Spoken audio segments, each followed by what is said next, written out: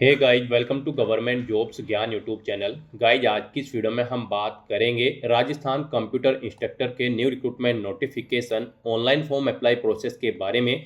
जी हाँ दोस्तों, Rajasthan staff selection board RSSB ने यहाँ पर बेसिक कंप्यूटर इंस्ट्रक्टर और सीनियर कंप्यूटर इंस्ट्रक्टर के 3951 खाली पदों को भरने के लिए नोटिफिकेशन रिलीज कर दिया है। कैसे आप इस भर्ती में पार्टिसिपेट करने के लिए अपने फॉर्म अप्लाई कर सकते हो बिना कोई मिस्टेक किए हुए, इसकी पूरी जानकारी हम आपको step by step one time registration से लेकर प्रिंट तक इस वीडियो में देंगे। बस आपको इस वीडियो को स्किप के बिना शुरू से लेकर एंड तक देखना है। उसके बाद वीडियो पसंद आए तो इसे लाइक और शेयर कर दें, चैनल पर नए हो तो इसे सब्सक्राइब कर लें। साथ ही साथ आपको अपना फॉर्म अप्लाई करते हुए जो जो भी प्रॉब्लम फेस हो रही है उन सभी का हल आपको इस वीडियो में मिल जाएगा। तो बिना कोई वक्त गंवाए चलिए शुरू करते हैं। आपको इस वीडियो के डिस्क्रिप्शन बॉक्स में हमारी वेबसाइट IND-sarkari-naukri.in के इस पेज का लिंक मिल जाएगा। यहाँ पर आपको इस भर्ती के रिगार्डिंग सभी डिटेल्स प्रोवाइड कर दी गई है। Rajasthan staff selection board RSSB ने यहाँ पर बेसिक कंप्यूटर इंस्ट्रक्टर और सीनियर कंप्यूटर इंस्ट्रक्टर के 3951 खाली पदों को भरने के लिए नोटिफिकेशन रिलीज कर दिया है। आप 25 मई 2026 से 23 जून 2026 तक अपने फॉर्म अप्लाई कर सकते हो। एग्जाम आपका 22 और 23 अगस्त 2026 को कंडक्ट होगा। यहाँ पर क्वालिफिकेशन की अगर बात करें तो बेसिक कंप्यूटर इंस्ट्रक्टर की पोस्ट पर अप्लाई करने के लिए आपके पास बैचलर डिग्री होनी चाहिए किसी भी स्ट्रीम के अंतर्गत। साथ ही साथ A लेवल या फिर PGDCA का 1 साल का यहाँ पर आपके पास डिप्लोमा होना चाहिए, या फिर आपके पास BTech की डिग्री होनी चाहिए CS यानी कि कंप्यूटर साइंस में, या फिर इंफॉर्मेशन टेक्नोलॉजी में, या फिर ECE ब्रांच में, या फिर EE ब्रांच में, या फिर EEE ब्रांच में, या फिर गाइज EIC ब्रांच में, या फिर TIE ब्रांच में आपके पास BTech की डिग्री होनी चाहिए, या फिर आपके पास BSc कंप्यूटर साइंस से होनी चाहिए, और या फिर IT से होनी चाहिए, या फिर BCA की डिग्री आपने कर रखी हो तो आप एलिजिबल हैं, अप्लाई कर सकते हो बेसिक कंप्यूटर इंस्ट्रक्टर की पोस्ट पर। और सीनियर कंप्यूटर इंस्ट्रक्टर की पोस्ट पर अप्लाई करने के लिए आपके पास यहाँ पर मास्टर डिग्री होनी चाहिए कंप्यूटर साइंस में, या फिर इंफॉर्मेशन टेक्नोलॉजी में, या फिर इलेक्ट्रॉनिक्स एंड कम्युनिकेशंस इंजीनियरिंग में, या फिर EE ब्रांच में, या फिर EEE ब्रांच में, या फिर ETE ब्रांच में, या फिर EIE ब्रांच में, या फिर इसके हायर क्वालिफिकेशन आपकी होनी चाहिए तो आप एलिजिबल होंगे, अप्लाई कर पाओगे। यहाँ पर 18 से 40 साल आपकी आयु सीमा रखी गई है। जनरल OBC के लिए 600 रुपये फीस है, OBC NCL के लिए 400 रुपये फीस है, SC ST के लिए भी 400 रुपये फीस है, जो कि आप ऑनलाइन मोड से जमा करा सकते हो। सिलेक्शन आपका रिटर्न टेस्ट के आधार पर होगा। आप ऑल इंडिया से ऑनलाइन मोड में अप्लाई कर सकते हो। यहाँ पर अप्लाई करने के लिए आपको इस पेज को नीचे स्क्रॉल डाउन करना है, इंपॉर्टेंट लिंक सेक्शन में आना है, ऑफिशियल नोटिफिकेशन PDF लिंक पर क्लिक करके इस भर्ती के नोटिफिकेशन को ओपन कर लेना है और इसमें से आपको पूरी डिटेल रीड कर लेनी है। यहाँ पर आपको सभी डिटेल्स प्रोवाइड कर दी गई है, जैसे कि क्या पोस्ट का नाम है, कितनी उसके लिए नंबर ऑफ वैकेंसीज है, किस क्षेत्र में यानी कि TSP एरिया और नॉन TSP एरिया के लिए कितनी वैकेंसीज है, किस कैटेगरी के लिए कितनी वैकेंसीज है, कैसे आप अप्लाई कर सकते हो, कब से कब तक आप अप्लाई कर सकते हो, क्या आपका एलिजिबिलिटी क्राइटेरिया होना चाहिए, पूरी जानकारी आपको इस नोटिफिकेशन में दे दी गई है। आप सभी डिटेल्स यहाँ से रीड करें, उसके बाद अपने फॉर्म अप्लाई कर लें। फॉर्म अप्लाई करने के लिए भी आपको हमारी वेबसाइट के इसी पेज पर ही अप्लाई ऑनलाइन का लिंक दिया गया है। जैसे ही आप इस लिंक पर क्लिक करेंगे आपके सामने राजस्थान सिंगल साइन ऑन का ये पोर्टल ओपन होगा। गाइस, यहाँ पर अगर आपने पहले से रजिस्ट्रेशन कर रखा है तो आपको यहाँ पर अपनी SSO ID या फिर यूजर नेम एंटर करना है, अपना पासवर्ड आपको एंटर करना है, ये कैप्चा कोड आपको यहाँ पर एंटर करना है, और उसके बाद फिर आपको यहाँ पर लॉगिन के स्टेप पर क्लिक करते हुए लॉगिन करके अपना फॉर्म अप्लाई कर लेना है। और अगर आप इस भर्ती के लिए फर्स्ट टाइम अप्लाई करने जा रहे हो तो सबसे पहले यहाँ पर आपको अपना रजिस्ट्रेशन करना होगा। उसके लिए आपको यहाँ पर रजिस्ट्रेशन की टैब दी गई है, आप इस पर क्लिक करें और अपनी बेसिक इन्फॉर्मेशन प्रोवाइड करते हुए यहाँ पर आप अपना रजिस्ट्रेशन कर ले। गाइस, यहाँ पर आप राजस्थान सिंगल साइन ऑन के पोर्टल पर कैसे अपना वन टाइम रजिस्ट्रेशन करोगे, इसके लिए आपको इस वीडियो के डिस्क्रिप्शन बॉक्स में हमारी दूसरी वीडियो का लिंक दिया गया है, जिस पर आपको स्टेप बाय स्टेप समझाया गया है कि कैसे आप राजस्थान सिंगल साइन ऑन के पोर्टल पर अपना OTR कर सकते हो। तो आप उस वीडियो को ओपन कर ले, उसमें से रजिस्ट्रेशन का कंप्लीट प्रोसेस चेकआउट कर ले, और अपना रजिस्ट्रेशन करने के बाद फिर आप यहाँ पर लॉगिन करें। लॉगिन करने के लिए आप अपनी SSO ID और यूजर नेम एंटर करेंगे, जो आपको रजिस्ट्रेशन के बाद प्रोवाइड कराया जाएगा। अपना पासवर्ड एंटर करेंगे, एक कैप्चा कोड यहाँ पर एंटर करेंगे, और लॉगिन की स्टेप पर क्लिक करते हुए आप अपने डैशबोर्ड में लॉगिन करेंगे। लॉगिन करने के बाद आपके सामने कुछ इस तरह से इंटरफेस ओपन होगा। अब यहाँ पर आने के बाद आपको रिक्रूटमेंट पोर्टल के इस ऑप्शन पर क्लिक करना है, फिर आपके सामने आपका डैशबोर्ड कुछ इस तरह से शो होगा। अब यहाँ पर आने के बाद गाइड आपको ऑन गोइंग रिक्रूटमेंट सेक्शन में आना है और इसमें आपको senior and basic computer instructor combined direct recruitment 2026 RSSB के इस सेक्शन में आना है। और यहाँ पर आने के बाद फिर आपको अप्लाई नाउ के इस टैब पर क्लिक करना है इस भर्ती पर अप्लाई करने के लिए। फिर आपके सामने कुछ इस तरह से इंटरफेस ओपन होगा। अब गाइस यहाँ पर आप सीनियर कंप्यूटर इंस्ट्रक्टर या फिर बेसिक कंप्यूटर इंस्ट्रक्टर जिस भी पोस्ट के लिए अप्लाई करना चाहते हैं उस पर आप क्लिक करें और उसके बाद यहाँ पर आपके सामने कुछ इस तरह से इंटरफेस ओपन हो जाएगा। यहाँ पर आपका एप्लीकेशन फॉर्म स्टार्ट हो चुका है। कुछ चीज़ें यहाँ पर आपको ऑटोमेटिकली फिल मिल गई है जो आपके रजिस्ट्रेशन टाइम पे आपने प्रोवाइड कराई थी, वो यहाँ पर आपको कुछ चीज़ें ऑटोमेटिकली फिल मिल गई है। अब यहाँ पर आने के बाद बस आपको अपनी माता का नाम यहाँ पर एंटर करना है। फिर यहाँ पर आपको अपनी श्रेणी सेलेक्ट कर लेनी है, आप किस श्रेणी से बिलोंग करते हैं। राजस्थान स्टेट से अलग कैंडिडेट अगर अप्लाई करते हैं तो केवल जनरल कैटेगरी कैंडिडेट अप्लाई कर सकते हैं। फिर यहाँ पर अगर आप विशेष दिव्यांगजन श्रेणी के अंतर्गत आते हैं तो यहाँ पर आप ऑप्शन सिलेक्ट करें किस दिव्यांगजन श्रेणी के अंतर्गत आप आते हैं। नहीं आते हैं तो यहाँ पर आप नॉट एप्लीकेबल ऑप्शन सेलेक्ट कर लें। उसके बाद यहाँ पर आपको उप विशेष दिव्यांगजन श्रेणी सिलेक्ट करनी है अगर आप दिव्यांगजन श्रेणी के अंतर्गत आते हो। उसके बाद यहाँ पर आपको अपनी श्रेणी का प्रमाण पत्र संख्या देनी होगी और फिर आपको बताना होगा कि क्या आपको स्रोत लेखक की आवश्यकता है। अगर है तो यहाँ पर आप स्वयं उसकी प्रबंध करेंगे या फिर विभाग को उसका प्रबंध करना है, यहाँ पर आपको ऑप्शन मिल जाएगा। और गाइस अगर आप यहाँ पर विशेष दिव्यांगजन श्रेणी के अंतर्गत नहीं आते हो तो फिर आगे के ये ऑप्शन आपको यहाँ पर डिसेबल्ड कर दिए जाएंगे। उसके बाद यहाँ पर आपको अपना रिलीजन सेलेक्ट करना है, अपनी वैवाहिक स्थिति मैरिटल स्टेटस आपको बताना है, आप मैरिड हो या फिर अनमैरिड हो या फिर डाइवोर्स हो, आप अपने अकॉर्डिंग ऑप्शन सेलेक्ट करें। उसके बाद यहाँ पर अगर आप मैरिड हो तो यहाँ पर आपको अपने जीवित बालक की संख्या देनी है और आपको यहाँ पर आपका मोबाइल नंबर ऑटोमेटिकली फिर मिल जाएगा। अपना व्हाट्सएप मोबाइल नंबर देना चाहते हैं तो वो यहाँ पर आप दे सकते हैं। आपके पास जन आधार आईडी है तो वो आप यहाँ पर एंटर कर सकते हैं, नहीं है तो इस कॉलम को आप खाली छोड़ दें। गाइस यहाँ पर जिन कॉलम के सामने रेड कलर का स्टार बना हुआ है उनमें आपको डिटेल्स देनी मस्ट है और जिनमें नहीं बना हुआ है वो ऑप्शनल है, आप उनकी डिटेल चाहे तो दें चाहे या फिर न दें। यहाँ पर आप अपनी पोस्ट सेलेक्ट करें जिसके लिए आप अप्लाई करना चाहते हो। उसके बाद यहाँ पर आपको अपना कोरोस्पोंडेंस एड्रेस एंटर करना है।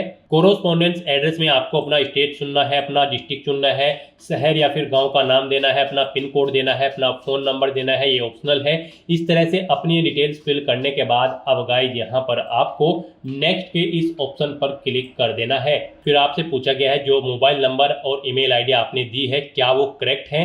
अगर करेक्ट है तो यहाँ पर आप यस के इस ऑप्शन पर क्लिक करें। बेसिक डिटेल्स प्रोवाइड कराने के बाद अब आपको अपनी पर्सनल डिटेल्स यहाँ पर देनी है। सबसे पहले यहाँ पर आपको अपनी नेशनलिटी सिलेक्ट कर लेनी है, फिर यहाँ पर आपको अपना स्टेट सिलेक्ट कर लेना है, उसके बाद यहाँ पर आपको अपना डिस्ट्रिक्ट सिलेक्ट कर लेना है। फिर आपसे पूछा गया है कि क्या आप इंडिया में कहीं बाहर से सेटल्ड हुए हैं, अगर हुए हैं तो आप यहाँ पर यस करें और फिर किस देश से आप सेटल्ड हुए हैं उस देश का नाम आप यहाँ पर सिलेक्ट करें और अगर आप इंडिया से ही हैं तो यहाँ पर आपको नो ऑप्शन सिलेक्ट करना है। उसके बाद आपसे पूछा गया है कि क्या आप भूतपूर्व सैनिक हैं, अगर हैं तो आप यहाँ पर यस ऑप्शन सेलेक्ट करें और फिर अपना सर्विस का स्टेटस बताएं, आप रिटायर्ड है या फिर सर्विस पर हैं। अगर सर्विस पर है तो फिर यहाँ पर आपको अपना एनओसी लेटर नंबर देना है, डेट ऑफ एनओसी यहाँ पर आपको सिलेक्ट करनी है और अगर आप रिटायर्ड हो चुके हैं तो रिटायर्ड ऑप्शन सिलेक्ट करें। फिर आपको अपना पीपीओ नंबर देना है, डेट ऑफ रिटायरमेंट यहाँ पर आपको सिलेक्ट करनी है और अगर आप भूतपूर्व सैनिक नहीं है तो यहाँ पर आपको नो ऑप्शन सिलेक्ट करना है। आगे की डिटेल आपको डिसेबल्ड कर दी जाएगी। उसके बाद आपसे पूछा गया कि क्या आप स्पोर्ट पर्सन हैं, अगर हैं तो यहाँ पर आप यस ऑप्शन सेलेक्ट करें। स्पोर्ट पर्सन किस टाइप से हैं आप, नेशनल या फिर इंटरनेशनल लेवल के, आप अपने अकॉर्डिंग ऑप्शन सेलेक्ट करें और अगर आप नहीं हैं स्पोर्ट पर्सन तो आपको नो ऑप्शन सेलेक्ट करना है।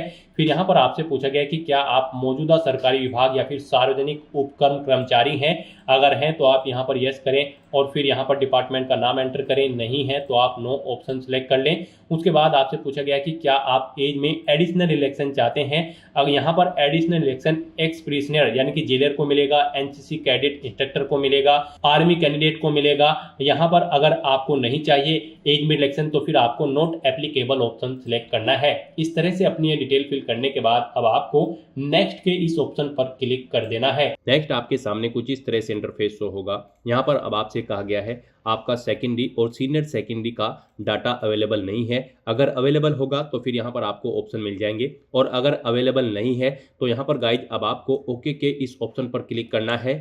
नेक्स्ट आपके सामने कुछ इस तरह से इंटरफेस शो होगा। गाइज यहाँ पर अब आपको अपनी डॉक्यूमेंट डिटेल्स प्रोवाइड करनी है। यहाँ पर अब आपके एसएसओ के जो पोर्टल से फॉर्म भरे जा रहे हैं उनमें अब आपको अपनी डॉक्यूमेंट डिटेल्स अपडेट करनी होगी। उसके बाद यहाँ पर आप फॉर्म भर पाएंगे। यहाँ पर अब आपको अपनी डॉक्यूमेंट डिटेल अपडेट करने के लिए सबसे पहले अपना नाम एंटर करना होगा। जैसे ही आप इस बॉक्स में अपना कर्सर लाएंगे यहाँ पर आपको कीबोर्ड शो हो जाएगा। आपको हिंदी में अपना नाम एंटर करना होगा, अपने फादर का नाम एंटर करना होगा, अपनी मदर का नाम एंटर करना होगा, और उसके बाद गाइज आपको यहाँ पर अपडेट के इस ऑप्शन पर क्लिक करके अपनी डिटेल यहाँ पर अपडेट कर देनी होगी। तो जैसे ही आप यहाँ पर कैंडिडेट नेम के इस ऑप्शन पर क्लिक करेंगे तो आपके सामने कुछ इस तरह से कीबोर्ड शो हो जाएगा। अब आपको इस कीबोर्ड में से कैरेक्टर को सिलेक्ट करते हुए अपना नाम यहाँ पर टाइप करना है, अपने फादर का नाम ऐसे ही टाइप करना है, फिर मदर का नाम टाइप करना है, और अपडेट के ऑप्शन पर क्लिक करते हुए अपनी डिटेल यहाँ पर आपको अपडेट करनी होगी। अपडेट के ऑप्शन पर क्लिक करने के बाद आपके सामने आपका नाम यहाँ पर आपको इंग्लिश और हिंदी में शो कर दिया जाएगा। आपको इसे केयरफुली चेकआउट करना है कि इनमें स्पेलिंग वगैरह सब सही है, और उसके बाद गाइड आपको यहाँ पर कंफर्म एंड सेव के इस ऑप्शन पर क्लिक करना है। फिर आपके सामने कुछ इस तरह से इंटरफेस ओपन होगा। अब यहाँ पर आपको डिजी लॉकर इंटीग्रेशन रिकमेंडेड का ऑप्शन मिलेगा। गाइड यहाँ पर अब आपको अपनी क्वालिफिकेशन की सभी डिटेल्स यहाँ पर डिजी लॉकर से फैच करनी होगी, या फिर आपको मैन्युअली यहाँ पर अपनी क्वालिफिकेशन के सभी डॉक्यूमेंट आपको अपलोड करने होंगे, जैसे कि 10वीं 12वीं ग्रेजुएशन पोस्ट ग्रेजुएशन आपकी जो भी हायर क्वालिफिकेशन है उस तक की सभी डिटेल्स के दस्तावेज यहाँ पर आपको अपलोड करने होंगे, उनकी डिटेल आपको प्रोवाइड करनी होगी। अब आप आगे क्वालिफिकेशन जब भरी जाती है उसमें क्वालिफिकेशन की डिटेल नहीं भरोगे, यहाँ पर आप जो डिटेल प्रोवाइड कराएंगे अपनी क्वालिफिकेशन की उसी से आपके डॉक्यूमेंट फैच करके आपकी क्वालिफिकेशन आपको आगे ऑटोमेटिकली फिर मिल जाएगी। तो यहाँ पर अब आपको अपनी क्वालिफिकेशन के सभी डॉक्यूमेंट दस्तावेज की डिटेल देनी है और उन्हें यहाँ पर आपको अपलोड करना है। यहाँ पर आपके पास इन्हें अपलोड करने के लिए दो ऑप्शन है। आप डिजी लॉकर के माध्यम से यहाँ पर अपने डॉक्यूमेंट्स प्रोवाइड कर सकते हैं, या फिर आप मैन्युअली यहाँ पर उन्हें अपलोड कर सकते हैं, उनकी डिटेल प्रोवाइड कर सकते हैं। मान लीजिए अगर आप यहाँ पर डिजी लॉकर के थ्रू अपनी डॉक्यूमेंट्स यहाँ पर फैच करना चाहते हैं तो उसके लिए आपको इस चेकबॉक्स को ओके करना है, और गाइज फिर आपको यहाँ पर सबमिट के इस ऑप्शन पर क्लिक करना है। गाइड डिजी लॉकर के थ्रू अगर आप अपने डॉक्यूमेंट्स की डिटेल यहाँ पर प्रोवाइड कराना चाहते हैं तो आप ग्रांट डिजी लॉकर एक्सेस इस ऑप्शन पर क्लिक करेंगे। फिर आपके सामने यहाँ पर डिजी लॉकर का ऑप्शन ओपन होगा, आपको डिजी लॉकर पर सबमिट कर दिया जाएगा। वहाँ पर आप अपना लॉगिन करके या फिर अकाउंट क्रिएट करके और अपने डॉक्यूमेंट्स वहाँ पर अपलोड करके आप यहाँ पर उन्हें अलाउ करेंगे, और डिजी लॉकर से आपके सभी डॉक्यूमेंट्स यहाँ पर फैच करके डिटेल आपकी प्रोवाइड कर दी जाएगी। अगर मान लीजिए आप डिजी लॉकर के थ्रू अपनी डिटेल नहीं देना चाहते हैं, आप मैन्युअली यहाँ पर अपने डॉक्यूमेंट्स की डिटेल देना चाहते हैं, तो फिर यहाँ पर आपको कैंसिल के इस ऑप्शन पर अब क्लिक करना है। गाइस यहाँ पर अगर आप अपने डॉक्यूमेंट मैन्युअली ऐड करना चाहते हैं तो कैंसिल के ऑप्शन पर क्लिक करके आपके सामने कुछ इस तरह से इंटरफेस शो होगा। अब यहाँ पर आपको नोट अपलोडेड के इस ऑप्शन पर क्लिक करना है डॉक्यूमेंट वैलिडेशन सेक्शन में, और उसके बाद गाइस आपको ऐड एजुकेशनल डॉक्यूमेंट्स आपको इस ऑप्शन पर क्लिक करना है। तो यहाँ पर अब आप अपनी एजुकेशनल क्वालिफिकेशन की डिटेल देंगे। मान लीजिए आप 10th की डिटेल प्रोवाइड करना चाहते हैं तो यहाँ पर 10th ऑप्शन सेलेक्ट करेंगे, क्वालिफिकेशन का लेवल से सिलेक्ट करेंगे, क्वालिफिकेशन की डिटेल देंगे, बोर्ड या यूनिवर्सिटी का नाम देंगे, और फिर यहाँ पर आपको ग्रुप सेलेक्ट करना होगा जिस ग्रुप के अंतर्गत आपने अपनी 10वीं क्लास पास आउट की है। उसके बाद यहाँ पर आपको अपनी सब्जेक्ट की डिटेल देनी होगी। उसके बाद यहाँ पर आपको टाइप ऑफ एग्जाम सेलेक्ट करना है। फिर यहाँ पर गाइड आपको अपने रिजल्ट की डिटेल देनी है। आपका रिजल्ट परसेंटेज में था, सीजीपीए में, या फिर ग्रेड में, या फिर पास या फिर फेल, आप अपने अकॉर्डिंग ऑप्शन सेलेक्ट करेंगे। परसेंटेज में अगर था तो यहाँ पर आप अपना रोल नंबर एंटर करेंगे, अपना इनरोलमेंट नंबर आप एंटर करेंगे, पासिंग ईयर सेलेक्ट करेंगे, और यहाँ पर आपको मैक्सिमम मार्क्स देने हैं। फिर उनमें से कितने ऑब्टेन किए हैं वो यहाँ पर आपको देने हैं। इनके अकॉर्डिंग यहाँ पर आपकी परसेंटेज आपको शो कर दी जाएगी।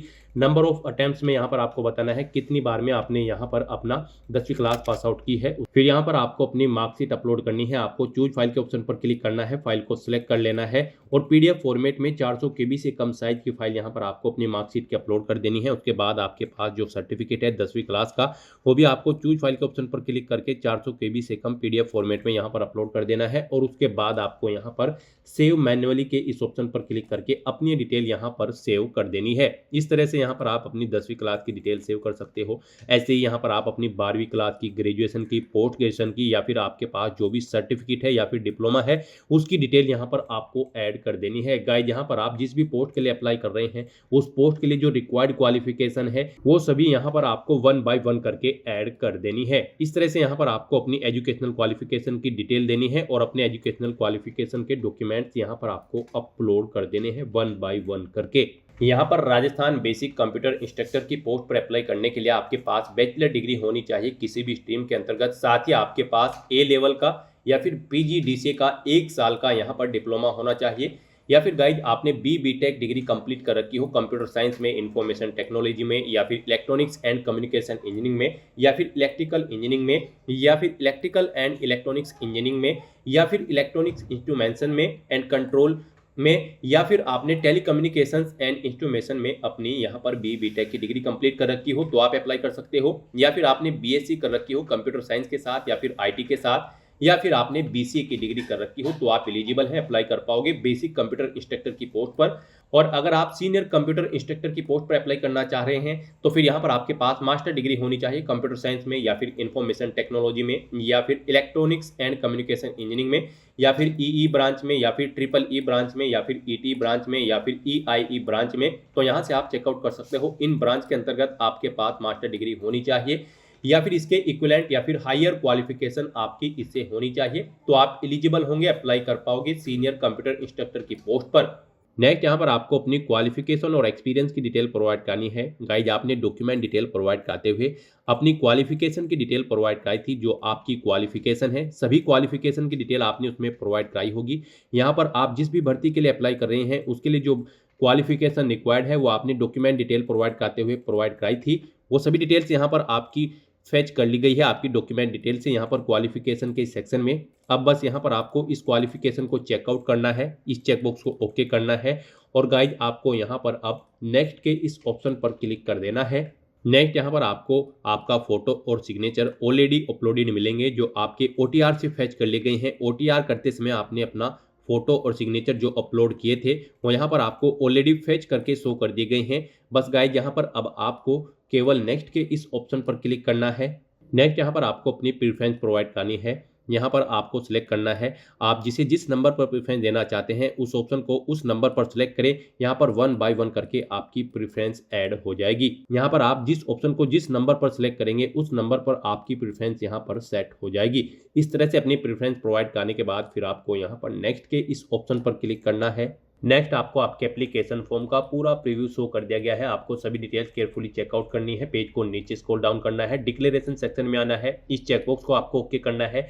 कहीं पर कोई मिस्टेक है तो आप अपडेट के इस ऑप्शन पर क्लिक करके अपने फॉर्म में आप चेंज आउट कर सकते हो। और अगर सभी चीजें ओके हैं तो बस यहाँ पर अब आपको अपना फॉर्म सबमिट कर देना है। उसके लिए आपको फाइनल सबमिट के स्टेप पर क्लिक करना है और अपना फॉर्म सबमिट कर देना है। उसके बाद आपके सामने ये पॉपअप शो होगा। यहाँ पर आकर आपको इस चेकबॉक्स को ओके करना है, फिर आपको सेंड OTP के ऑप्शन पर क्लिक कर देना है। उसके बाद आपके रजिस्टर्ड मोबाइल नंबर और ईमेल आईडी पर एक OTP सबमिट किया गया है। वो OTP आपको यहाँ पर एंटर करना है और उसके बाद यहाँ पर आपको वेरीफाई OTP के ऑप्शन पर क्लिक कर देना है। इस तरह से यहाँ पर आपका एप्लीकेशन फॉर्म सक्सेसफुली सबमिट हो चुका है। अब यहाँ पर प्रिंट के इस ऑप्शन पर क्लिक करके आप अपने एप्लीकेशन फॉर्म का एक हार्ड कॉपी प्रिंट आउट ले सकते हो फ्यूचर यूज के लिए, फ्यूचर रेफरेंस के लिए। तो दोस्तों ऐसे आप राजस्थान कंप्यूटर इंस्ट्रक्टर की इस भर्ती के लिए अपने फॉर्म अप्लाई कर सकते हो बिना कोई मिस्टेक किए हुए। आज की इस वीडियो में बस इतना ही। आई होप ये वीडियो आपको पसंद आई होगी। अगर पसंद आई हो तो इसे लाइक और शेयर करें, चैनल पर नए हो तो इसे सब्सक्राइब कर लें। Thanks for watching.